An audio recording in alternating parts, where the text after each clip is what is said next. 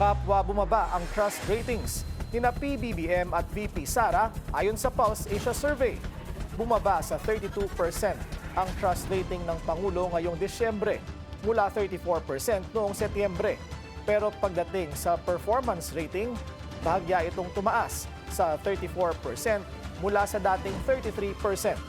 Ang trust rating naman ni VP Sara bumaba sa 54% ngayong buwan mula 56% noong September.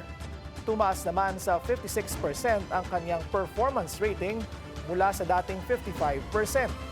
Isinagawa ang survey noong December 12 hanggang 15. Unbothered daw si PBBM sa pagbaba ng kanyang trust rating. Sa halip, magiging gabay ito, ayon kay Palace Press Officer Claire Castro. Dagdag niya, maaring hindi popular decision ang mga ginagawa ng administrasyon. Pero alam naman anya ng Pangulo na tama ang mga desisyon nito. Kung ikukumpara daw sa nakaraang administrasyon na nakakuha ng matataas na ratings, tanong ni Castro, may kickbacks ba silang naisauli o nakasuhang sangkot sa mga ghost project?